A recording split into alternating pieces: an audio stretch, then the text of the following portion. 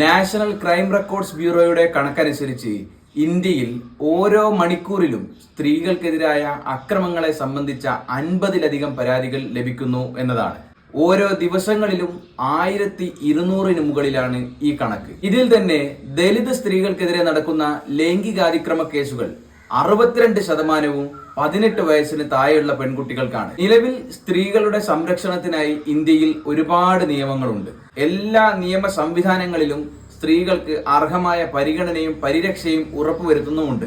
ഇനി കേരളത്തിലേക്ക് വന്നാൽ കഴിഞ്ഞ 5 വർഷത്തിനിടെ സ്ത്രീകൾക്കെതിരായ അതിക്രമങ്ങളുടെ തോത് ഇങ്ങനെയാണ്. ബലാത്സംഗം 14,935, പീഡനം 25,624, ബന്ധു ഭർത്തൃപീഡനം 30,574, മറ്റു കുറ്റകൃത്യങ്ങൾ 31,450. സ്ത്രീകൾക്കെതിരായ അതിക്രമങ്ങൾ വർദ്ധിച്ചു വരുന്നു എന്നതിനുള്ള തെളിവുകളാണ് ഈ കണക്കുകൾ സൂചിപ്പിക്കുന്നത്. ഇങ്ങനെയൊക്കെയാണെങ്കിലും ഇന്ത്യൻ ഭരണഘടനയിലെ ആർട്ടിക്കിൾ 21 പ്രകാരം ഏതൊരു മനുഷ്യനും റൈറ്റ് ടു ലിവ് എന്ന് പറഞ്ഞാൽ ജീവിക്കാനുള്ള അവകാശം എന്നത് ഭരണഘടനയുടെ മൗലിക അവകാശമാണ്.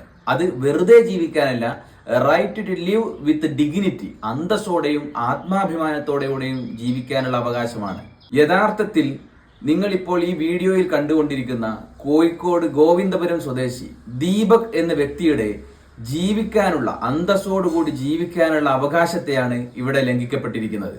നിങ്ങൾക്ക് എല്ലാവർക്കും അറിയാവുന്നതുപോലെ ഈ വീഡിയോയിൽ കാണുന്ന വ്യക്തി ഇന്നലെ സോഷ്യൽ മീഡിയയിൽ പ്രചരിപ്പിച്ച ഈ വീഡിയോ കാരണം മാനസിക പിരിമുറുക്കം അനുഭവിച്ച ഈ യുവാവ് ഇന്നലെ ആത്മഹത്യ ചെയ്തു. ഏതെങ്കിലും തരത്തിലുള്ള അബ്യൂസുകൾ നടന്നു കഴിഞ്ഞാൽ അത് പോലീസ് സ്റ്റേഷനിലോ മറ്റു നിയമ സംവിധാനങ്ങളിലോ അറിയിക്കുന്നതിന് പകരം സോഷ്യൽ മീഡിയയിൽ പോസ്റ്റ് ചെയ്യുന്നതിന്റെ ഉദ്ദേശം അത്ര ശരിയല്ല.